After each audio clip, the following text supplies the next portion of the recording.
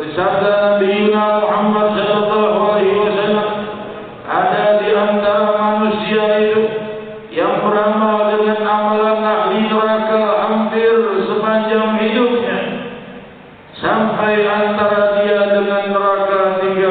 jengkal saja.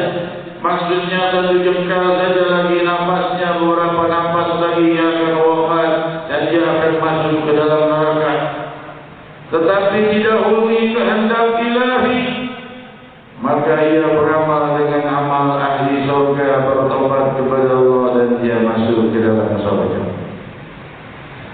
Ada lagi kelompok yang beramal dengan amal ahli surga sampai antara dia dengan surga tinggal satu hasta saja, lalu didahului oleh ketentuan Allah terlebih dahulu. Ia beramal dengan amal ahli neraka dan dia masuk neraka. Kita bertanya, kenapa ini dan lalu apa gunanya ibadah? Lalu apa gunanya meninggalkan dosa? Kalau toh kesemuanya sudah ditentukan oleh Allah Jalla wa'ala. Jawabannya bukan itu. Hadis ini adalah tanzir dan tabsyir.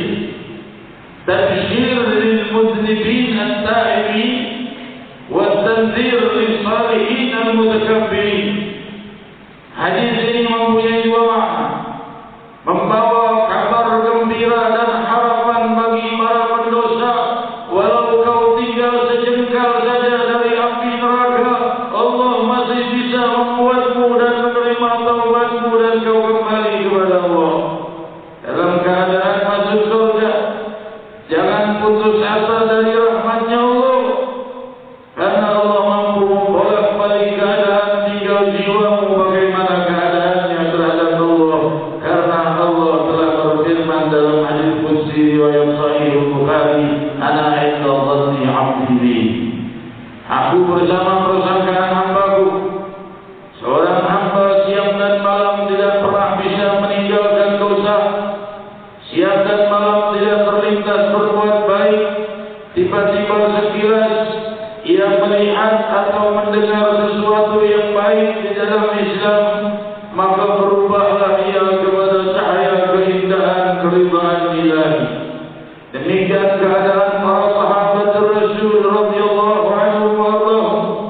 Orang-orang yang bejat, orang-orang yang kejam dan sadis berubah menjadi ahlus sujud, berubah menjadi orang yang selalu tangannya menengadah kehadiran Allah, menjadi orang yang paling khusyuk di muka bumi, terkena sinar cahaya nabawi yang diterbitkan oleh Allah untuk membawa kebahagiaan yang abadi, yang dibawa oleh Sayyidina Muhammad,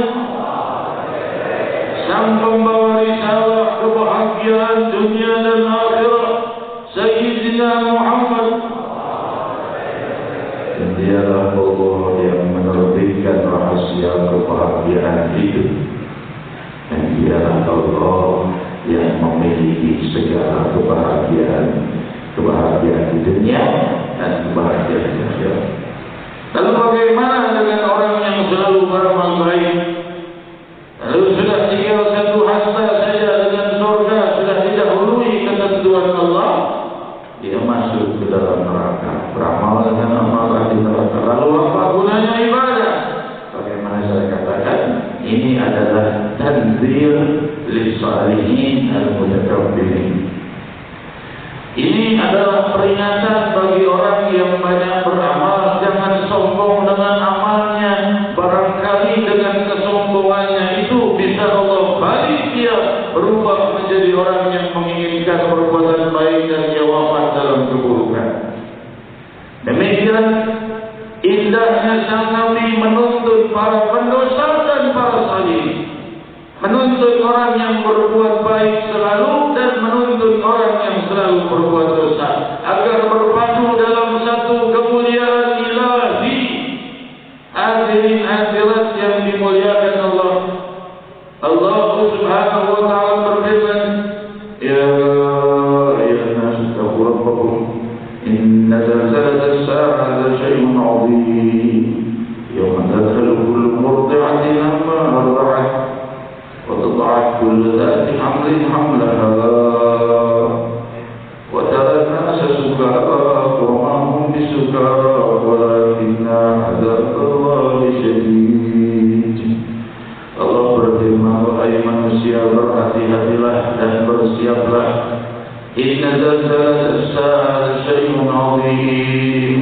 Akan datang hari kiamat kepadamu Sang Pencipta alam semesta yang menciptanya dari tiada, yang menghampalkan permukaan bumi dari tiada, yang membentangkan angkasa raya sebagai lambang keindahannya dari tiada, mengatakan bahwa akan datang hari kehancuran.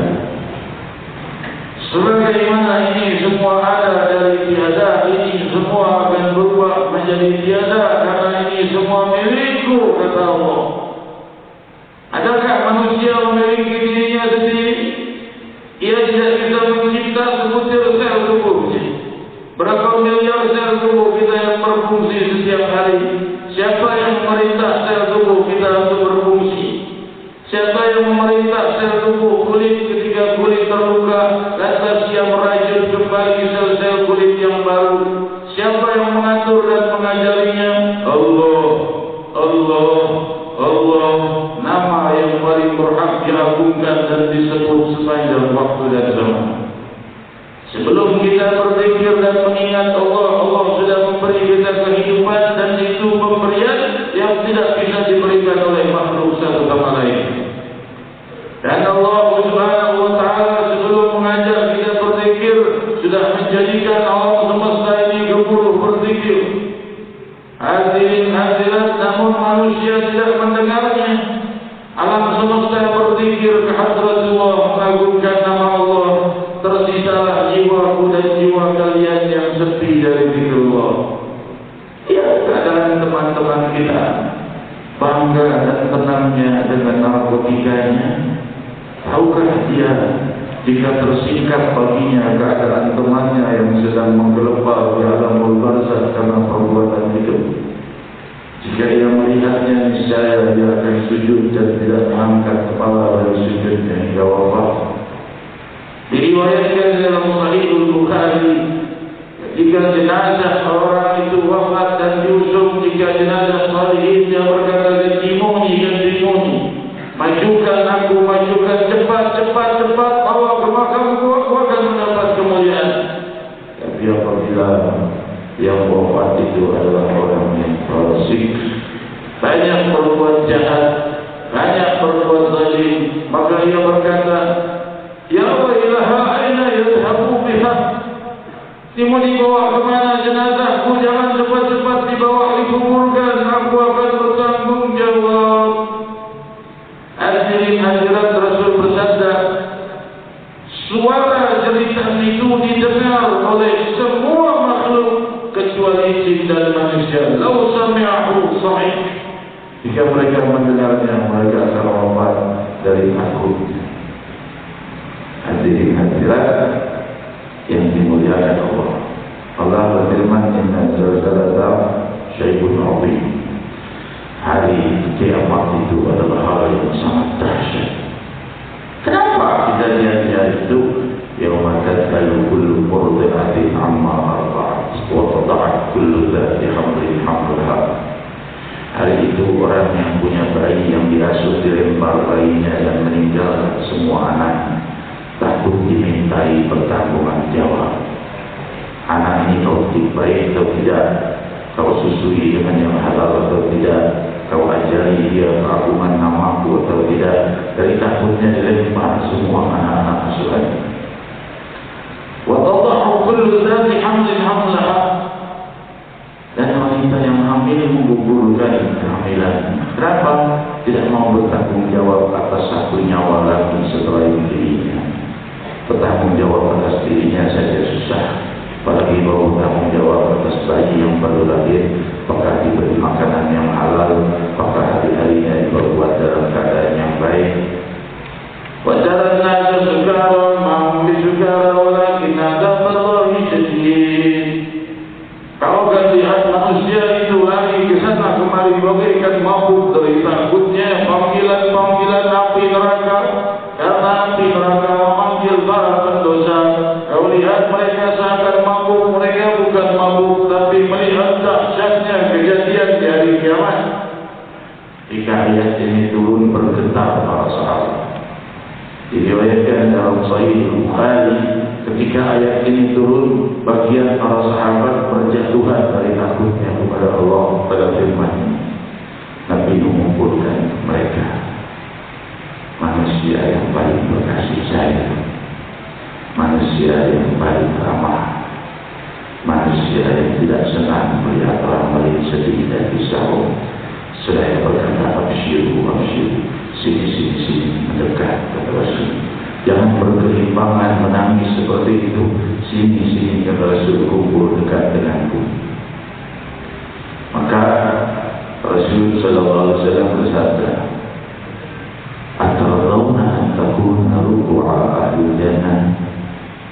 Hai umatku, Rasul, kalian ini aku harapkan pasti menjadi seperempat penduduk surga. Mendengar kata-kata itu, baru mendengar ayat yang mengerikan, dihibur oleh Rasul. Maka menggambarkan kata sahabat, kami bertakbir, Allahu Akbar, Masya Allah, seperempat ahli surga umat Muhammad. Maka ketika para sahabat terlihat gembira, Rasul tambah lagi, Atarawna takuna thulutha ahli. Kalian tahu bahwa aku minta pada Allah bukan seperempat, bahkan sepertiga daripada ahli surga. Maka karena Allahu Akbar, para sahabat bertakbir lagi. Lalu Rasul tersenyum dan berkata, Amal Tarawna takuna nisbah ahli jannah. Hei, kalian tahukah bahwa aku berdoa kepada Allah agar kalian umat Muhammad ini menjadi setengah ahli surga? Maka sahabat bertakbir. Terputus riwayat Sahih Bukhari ini. Diriwayatkan di dalam riwayat yang sahih bahwa Rasul dipilihkan oleh Allah mau masuk setengah umatnya masuk surga atau syafaat. Beliau memilih syafaat karena kalau syafaat seluruh umatnya masuk dalam surga Allah Subhanahu wa taala. Salahkah jika kita mencintai Nabi Muhammad? Turun ayat yang menggetarkan Nabi langsung menghibur dan menenangkan sahabat. Inilah Muhammad Rasulullah sallallahu alaihi wasallam. Hadirin hadirat, manusia yang paling tidak pernah ingin mengecewakan orang lain. Ma'abad Nabi sallallahu alaihi wasallam ta'aman yawm insya'a akla wa insya'a taqwa insya'a tarka.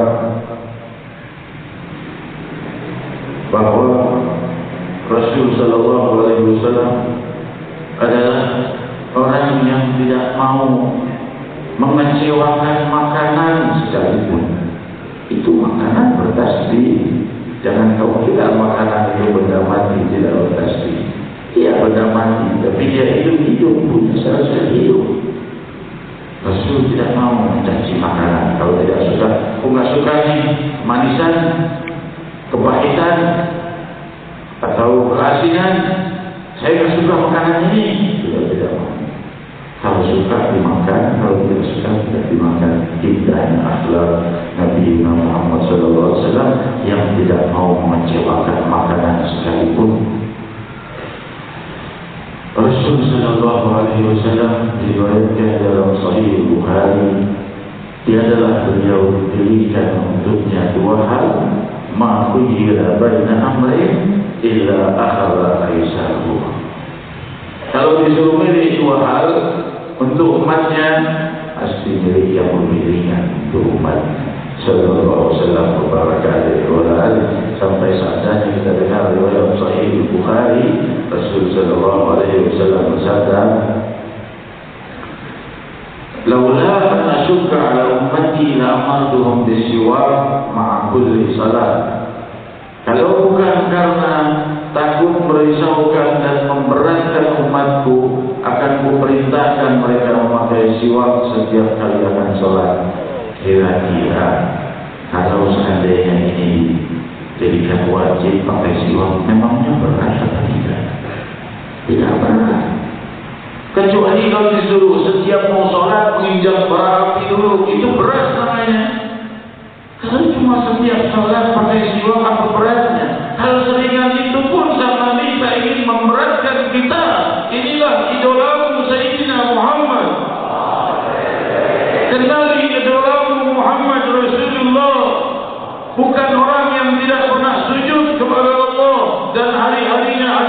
membuat kebiadaban makin besar di muka bumi. Bagaimana muslimin mengambil idola mereka? Muslimin mengeluarkan harta yang banyak untuk membeli tiket kumpul bersama mereka. Alhamdulillah, kumpul bersama orang yang tidak pernah sujud kepada Allah. Bukankah idola kita manusia terindah Sayyidina Muhammad yang berkata, laula an asyukka ala ummati la amartuhum bisiwak ma'a kulli salat. Kalau tidak takut memberatkan umatku, setiap waktu salat kuperintahkan pakai siwak. Ingin rasanya kita jawab, tidak berat ya Rasulullah, kami siap. Cuma karena indahnya hatimu dan lembutnya hatimu dan kasih sayangmu, beliau tahu manusia ini bukan hanya ibadah seperti malaikat. Ada yang punya keluarga, ada yang punya rumah tangga, ibu yang mengurus anak, anak yang bakti pada ibu, ayah yang kerja. Rasul tahu itu. Demikian indahnya dan ringannya dan menakjubkan tuntunan Nabi Muhammad SAW. Diriwayatkan dalam Sahih Bukhari ketika Rasul SAW didatangi oleh seorang yang mengadu, ya Rasulullah, mulai sekarang aku tidak mau lagi salat subuh berjamaah di masjid itu. Rasul tanya, kenapa? Tidak mau salat berjamaah subuh, kenapa? Tapi imamnya baca surat panjang, baca surat Al-Baqarah. Al-Baqarah itu hampir 3 juz sebenarnya, 2 juz setengah. Salat subuh panggil oleh Rasulullah. Bukan orang ini yang ditegur. Semestinya orang ini ditegur, karena ketika ditanya kenapa engkau tidak ingin salat, dia berkata, aku punya kerjaan ya Rasulullah, aku bekerja. Kalau aku duduk hadir salat subuh di situ, bagaimana dengan pekerjaanku? Kan Rasul itu mestinya menegurnya dan mengharapnya. Kau ini pentingkan dunia apa sholat? Kerja apa sholat? Mestinya kan begitu. Tapi Rasul panggil imam. Rasul disuruh menegur imam itu dengan teguran yang tegas. Afattanun anta ya Mu'ad? Afattanun anta ya Mu'ad? Apakah kau ini membawa fitnah oleh Mu'ad? Kalau kau jadi imam, jangan panjang-panjang membaca surat, karena di antara mereka ada yang bekerja, ada yang sakit, ada yang tua, ada yang sibuk. Jangan memberatkan orang, kecuali jika kau ingin membawa salatmu sendiri, salat sunnah, silakan panjang-panjangnya. Tapi kalau untuk umat, lihat maunya mereka, maunya salat yang salatnya setengah juz panjangnya, silakan. Maunya yang 1/4 juz, mau yang 100 ayat, mau yang 10 ayat, ikuti umatmu. Tapi jangan beratkan makmum. Sampai beliau berkata, afattanun anta ya Mu'ad? Apakah kau ini membawa fitnah? Yassiru wa la tu'assiru. Rasul bersabda, ringankan orang-orang ini, jangan diberat-beratkan. Demikian indahnya Sayyidina Muhammad SAW. Nanti aku berkah muncul pada beliau dan pada hari-hari beliau. Dan Allah Subhanahu wa Ta'ala tiada henti-hentinya melimpahkan kemuliaan bagi mereka yang ingin memuliakan hidupnya dengan tuntunan-tuntunan Nabi Muhammad SAW.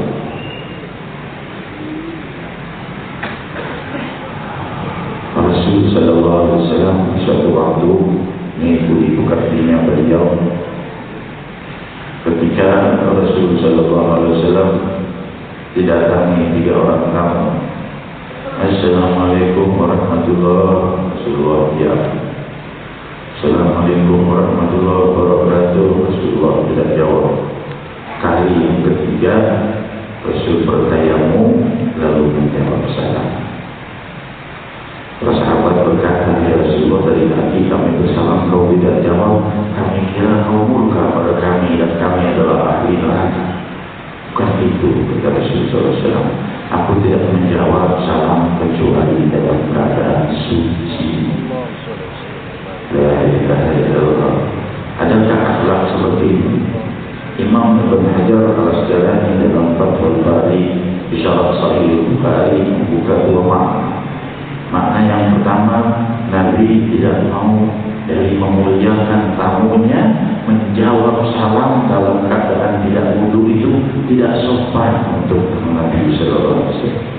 Sampai beliau dibilang wa innaka la'ala khuluqin 'azim. Dan engkau itu sungguh berada di dalam akhlak yang agung. Kenapa? Mau terima tamu, menjawab salam saja harus duduk dulu. Tidak ada air di depannya, bertayamum, baru jawab salam. Itu makna yang pertama. Makna yang kedua, Nabi tidak mau menyebut nama Allah kecuali dalam keadaan wudu, karena as-salam adalah nama Allah. Demikian hadirin hadirat yang dimuliakan Allah. Allah Subhanahu wa taala, hadis yang baru saja kita baca tadi, ana ma'a abdi haitsu ma dzakarani wa taharrakat bi syafatah. Aku bersama hamba-hambaku ketika hambaku mengingatku dan bergetar bibirnya menyebut namaku. Al-Imam Ibn Hajar Al-Asqalani di dalam Fathul Bari menjelaskan bahwa maknanya bukan berarti Allah bersama dia secara zahir, tapi menunjukkan betapa cinta dan senangnya Allah kepada orang yang mengingat Allah. Dan mengingat Allah itu bukan hanya dengan hati. Sebagai orang berkata, bukan hanya dengan bibir, dengan hati itu mengingat Allah. Ternyata kita dengar di sini hadisnya, wa taharrakat bi syafatah, bergetar bibirnya menyebut namaku, bersamaku. Bukan bersama zatnya Allah tentunya, bersama cintanya Allah. Tiga bibirnya bergetar itu menyebut nama Allah, maka dia sedang bersama kecintaan Allah. Ternyata Allah ini masih menghargai bibir yang menyebut namanya. Allah sangat memuliakan bibir yang mengagungkan namanya. Hadirin hadirat yang dimuliakan Allah. Oleh sebab itulah indahnya zikir. Jiwa dan sanubari kita berzikir kepada Allah. Jangan jadikan zikir ini hal yang aneh dalam diri kita. Hadirin, zaman sekarang orang bicara rindu dengan teman wajar, rindu dengan kekasih pantas, rindu dengan anak pantas, tapi kalau rindu dengan Allah kok kayaknya aneh. Padahal justru untuk ini kita dicipta. Wa ma khalaqtul jinna wal insa illa liya'budun. Tidak menciptakan jin dan manusia terkecuali untuk menghamba kepada Dia. Apa bentuknya menghamba gunanya bagi Allah? Allah tidak butuh menghamba kita. Allah ingin kita kekal. Allah ingin kita kekal. Inilah kemauan Allah menciptaku dan menciptamu dan mencipta seluruh manusia keturunan Adam alaihi salatu wassalam. Allah ingin mereka kekal, lalu Allah ingin beri mereka surga yang abadi, dan jangan sembah selainnya, jangan cintai lebih daripada kecintaan seseorang kepada Allah Subhanahu wa taala. Kita bertanya, aku ini orang yang awam terhadap cinta kepada Allah. Aku punya kekasih, punya keluarga, punya teman, punya rumah tangga. Dibahasnya juga. Lalu bagaimana dengan cinta Allah ini? Tentunya la yukallifullahu nafsan illa wus'aha. Allah tidak paksa manusia kecuali menurut kemampuannya. Kayaknya sih kalau secara jujur aku lebih cinta yang lain daripada Allah. Aku lebih peduli pada yang lain daripada Allah. Malah jangan-jangan di antara kita lebih sibuk memikirkan sandalnya jangan sampai hilang saat dia bersujud kepada Allah. Bagaimana dengan keadaan ini? Allah Subhanahu wa taala menjawab, la yukallifullahu nafsan illa wus'aha, laha ma kasabat wa 'alaiha ma kasabat. Lalu bagaimana dengan dosa-dosa ini, Rabbi? Bagaimana dengan kesalahan-kesalahan ini, Rabbi? Allah ajari lagi, Rabbana la tu'akhidna in nasina aw akhtana. Wahai Allah, jangan hukum kami kalau kami salah dan lupa. Ini ucapan, coba kita renungkan. Kan ini ucapan yang sangat boleh dikatakan tidak adil. Sudah berbuat salah, minta jangan dihukum kalau berbuat salah dan berbuat hal yang lupa. Tapi yang ternyata yang mengajari adalah Allah. Aku ingin kau menyaksikan betapa indahnya kalimat-kalimat ilahi yang sangat membuka pintu asmaranya untuk memanggil cinta kita agar berpadu dengan cinta Allah. Rabbana la tu'akhidhna in nasina rabbana bi'adzabi Allah. Rabbana la tahmil 'alaina isran kama hamaltahu 'alal ladzina min qablina. Orang sebelum kami itu dahsyat berat, perintahnya berat, segala-galanya berat. Jangan kau bebankan kami seperti mereka. Rabbana la tuhammilna ma la taqata lana bih. Jangan bebankan kami beban yang kami tidak mampu. Rabbana la tuhammilna ma la taqata lana bih. Wa'fu 'anna. Maafkan kami, waghfir lana. Ampuni kami, warhamna. Dan sayangilah kami. Indahnya kalimat ini. Warhamna. Sayangilah kami. Wansurna 'alal qaumil kafirin. Tolong kami dari orang-orang yang jauh dan memusuhi Islam. Hadirat inilah doa. Saya teringat satu hadis sahih riwayat Imam Bukhari, di mana Allah kebaikannya melihat hamba-Nya yang baik. Allah itu senang pada hamba-Nya yang berbuat baik. Ketika seekor anjing kehausan, saya menjilat tanah dari hausnya. Ini ada dua riwayat di dalam Sahih Bukhari. Riwayat pertama yang melakukannya adalah pria, riwayat yang kedua yang melakukannya wanita. Tapi tentunya kedua-duanya barangkali terjadi karena dua-duanya ada dalam Sahih Bukhari. Pernah seorang pria melakukan, pernah seorang wanita melakukan. Sampai anjing itu menjilati tanah dari hausnya. Ada sumur, maka dia segera mengambil air. Anjing tidak bisa masuk ke dalam sumur. Dia mengambilkan air untuk anjing itu dan diberikan kepada anjing itu. Anjing itu minum dengan puasnya. Anjing tidak bisa berterima kasih. Siapa yang berterima kasih padanya? Tidak ada. Wasyukurallahu lah. Allah berterima kasih kepada hamba itu. Allah ampuni dosa. Allah berterima kasih. Ya Allah, kebaikan pada seekor anjing hanya memberi minum seekor hewan najis. Kau berterima kasih untuknya. Alangkah indahnya Allah, alangkah agungnya Allah, alangkah mulianya Allah, alangkah bersalah dan ruginya jiwa yang tidak mencintai Allah, alangkah indahnya nama Allah, alangkah mulianya keagungan Allah, alangkah berharganya orang yang ingin mendekat kepada Allah, alangkah berharganya pengampunan yang ditawarkan pada para pendosa. Maka kita bermunajat kepada Allah Subhanahu wa taala. Semoga Allah Subhanahu wa taala menghapus seluruh dosa-dosa kita. Ya Rahman ya Rahim. Diriwayatkan dalam Sahih Bukhari, orang-orang yang berkumpul di majlis zikir, ini penyampaian saya yang terakhir sebelum kita zikir bersama, bahwa Allah memerintahkan malaikat khusus untuk mencari majlis-majlis zikir.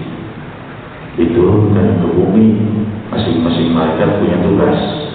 Ada yang diperintahkan khusus untuk mencari majlis-majlis zikir.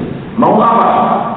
Duduk, saksikan, hadir, dan banyaknya mereka itu sampai memenuhi langit. Hadirin hadirat yang dimuliakan Allah. Lalu ketika mereka hadir, selesai mereka dari kehadirannya, ditanya oleh Allah, padahal Allah Maha tahu. Untuk apa Allah Subhanahu wa taala bertanya pada malaikat? Ucapan dan percakapan ini diperuntukkan untuk umat ini agar tahu betapa mulianya Allah memuliakan orang yang hadir di majlis ini. Maka Allah Subhanahu wa taala bertanya pada malaikat, "Ma fa'alu?" Apa yang mereka perbuat? berzikir padamu, hai Allah. Yadhkuruni hal ra'uni.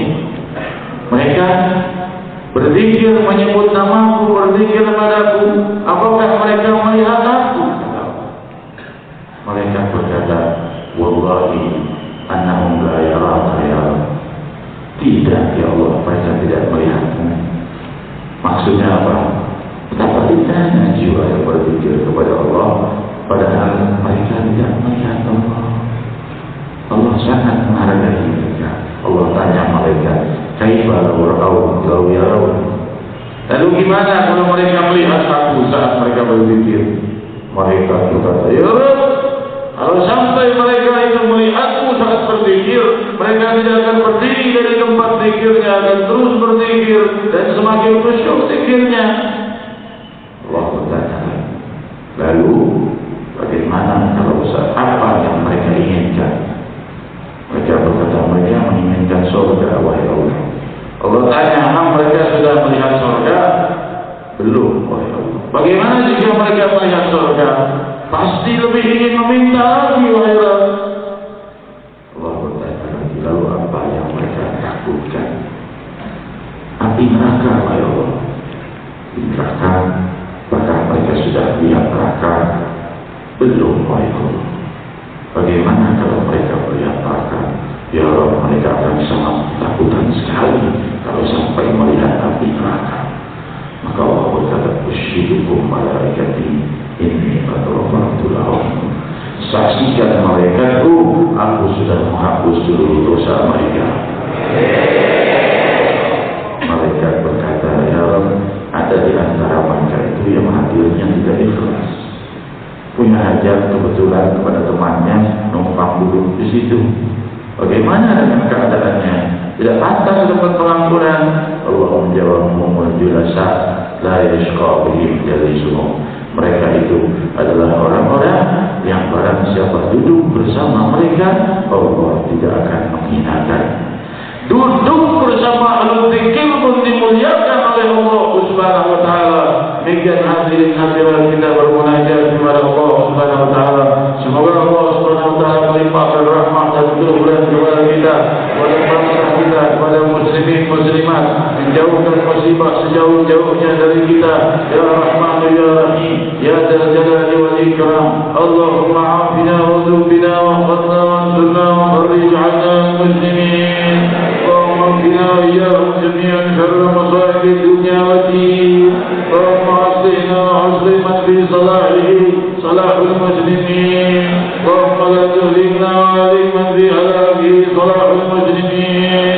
اللهم ارفع واصرف عنا وعن المسلمين الأذى والبلاء والقحط والحمى والظلمة وجميع أنواع الفتن والمحن والأمراض والأسقام ما ظهر منها وما بطن. وادفع اللهم عنا شر الطاغين والباغين والمعتدين والظالمين بما شئت عاجلا ولا آجلا بعافية وسلامة برحمتك يا أرحم الراحمين. برحمتك يا أرحم الراحمين. برحمتك يا أرحم الراحمين. اللهم يا عظيم السلطان، يا قديم الإحسان، يا دائم النعم، يا كثير الجود، يا واسع العطاء، يا خفي اللطف، يا لطيف الصنع، يا حليما لا يعجل. صل يا ربي على سيدنا محمد وآله وسلم وارض عن أصحابة رسول الله أجمعين. اللهم لك الحمد شكرا ولك المنع فضلا وأنت ربنا حقا فنحن عبيدك أهلك وأنت لم تزل لذلك أهلا. يا ميسر كل عسير ويا جابر كل كثير ويا صاحب كل قريب ويا مغني كل فقير ويا مقوي كل ضعيف ويا معمل كل مخير. يسر علينا كل عسير وتيسير العسير عليك يسير. اللهم يا من لا يحتاج إلى البيان والتفسير حاجاتنا كثير وأنت عالم بها وخبير. اللهم إنا نخاف منك ونخاف ممن يخاف منك ونخاف ممن لا يخاف منك. اللهم بحق من يخاف منك نجنا ممن لا يخاف منك. اللهم بحق سيدنا محمد احرسنا بعينك التي لا تنام واكنفنا بكنفك الذي لا ينام غايتنا ورجاؤنا. وصلى الله على سيدنا محمد وعلى آله وصحبه وسلم والحمد لله رب العالمين.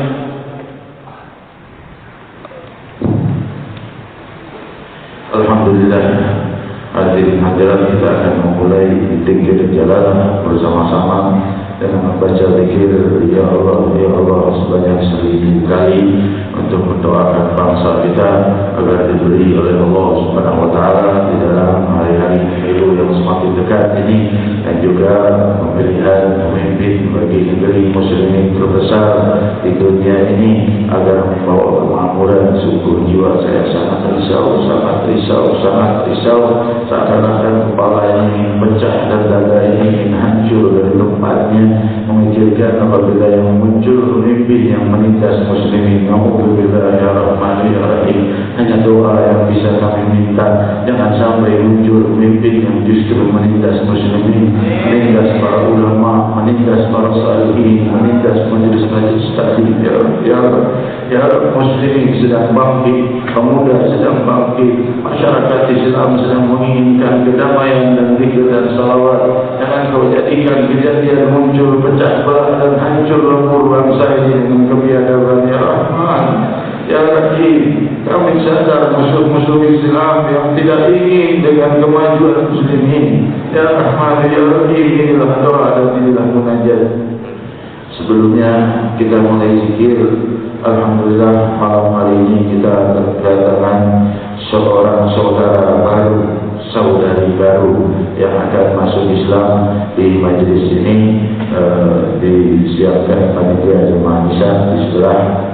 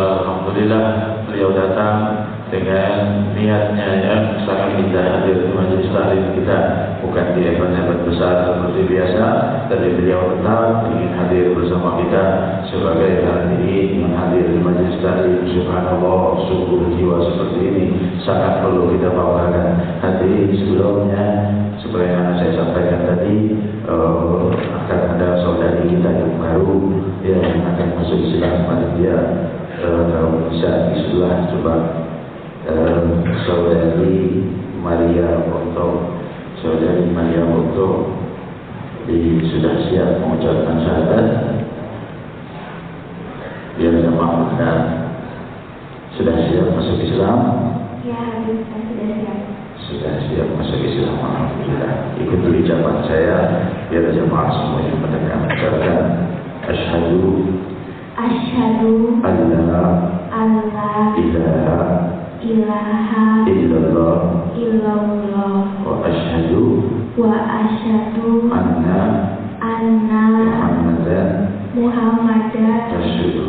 Rasulullah.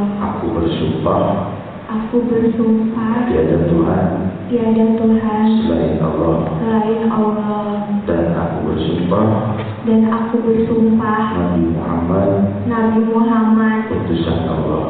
Alhamdulillah. Saudari telah menjadi saudari kita yang baru, dan nama yang saya berikan untuk saudari kita yang baru, Fatimah Zahra Nurullah, Fatimah Zahra cahaya lima keindahan Allah Subhanahu wa taala. Fatimah Zahra Nurullah, Fatimah Zahra adalah cahaya keindahan yang dicipta oleh Allah Subhanahu wa taala. Semoga dilimpahi keberkahan rahmat imannya dan menjaga akidahnya, sehingga dari segala fitnah dan gangguan yang barangkali akan mengganggunya, ya Rahman ya Rahim ya Dzal kita. Terima kasih saudari Fatimah Zahra Nurullah. Semoga selalu dalam keberkahan. Doa kami bersamamu dan kami semua adalah saudaramu yang baru. Semoga dilimpahi kemuliaan oleh Allah Ustaz Fatimah hingga berkumpul dan berjumpa dengan Nabi Muhammad SAW dan kemudian berhadapan dengan Allah Subhanahu wa taala. Dan sebelum kita mulai zikir kita minta sambutan dari ayahanda yang kita cintai, Bapak Wakil Presiden Republik Indonesia, Bapak Haji Yusuf Kala. Semoga dilimpahi rahmat dan keberkahan kepada kita.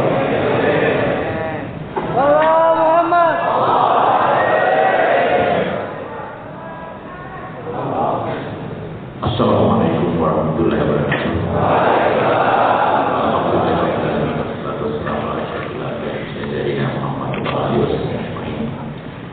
Yang saya hormati Habib Mujir dan seluruh sahabat perhati ulama Surya Dharma, teman saya, para hadirin khususnya berbasikir para generasi muda bangsa yang alhamdulillah semuanya datang untuk memuliakan nama Allah, nama Rasul.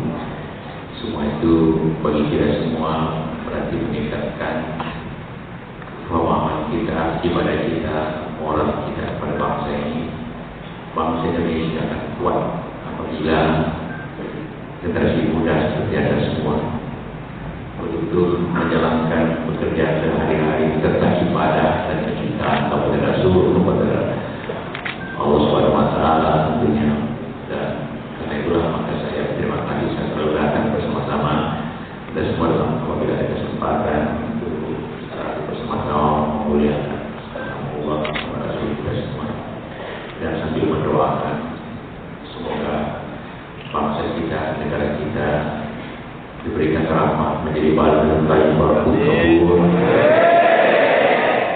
jalan dengan negara yang makmur oleh Allah Subhanahu wa taala, menjadi tempat yang dimuliakan oleh sesama bangsa-bangsa lain.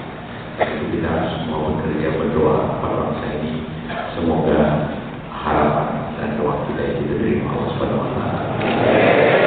Harapan saya kepada saudara sekalian, terima kasih. Wabillahi taufiq wal hidayah. Wassalamualaikum warahmatullahi wabarakatuh. Jazakallahu khairan.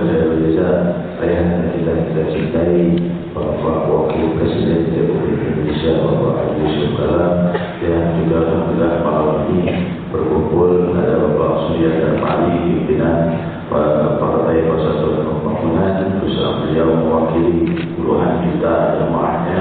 Juga di sini Bapak Yusuf Kala, pimpinan Partai Golkar, mewakili puluhan juta jemaahnya. Semua kita berkumpul dengan zikir ya Allah 1000 kali, dan semoga ini menjadi jawaban dari doa dan munajat kita. Doa dan munajat kita.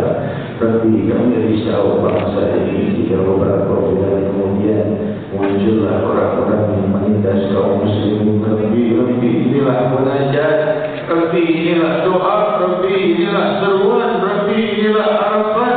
Pada siapa kami meminta kalau bukan kepada Fitnu ya Allah. Wahai yang maha menguasai alam semesta, pandanglah negeri muslimin terbesar di muka bumi, jadikanlah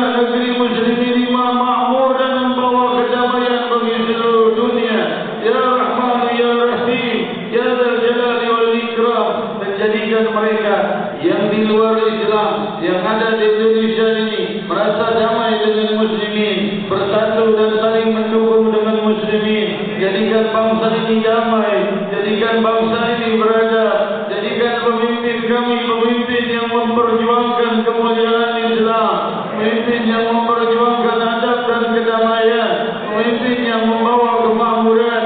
Rabbi, kami risau pemimpin yang datang nanti kelak, pemimpin yang menindas para salihin, menindas para majlis-majlis zikir.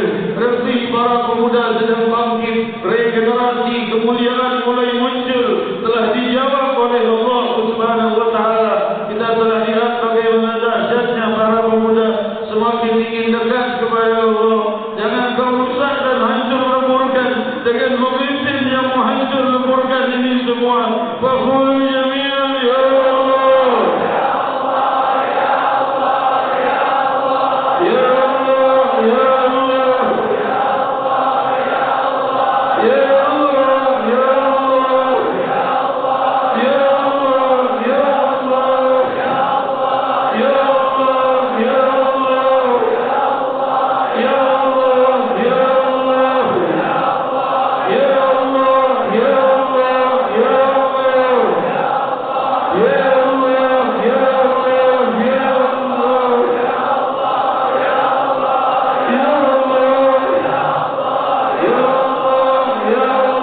ya Allah, ya Allah, ya Allah, ya Allah, ya Allah, ya Allah, ya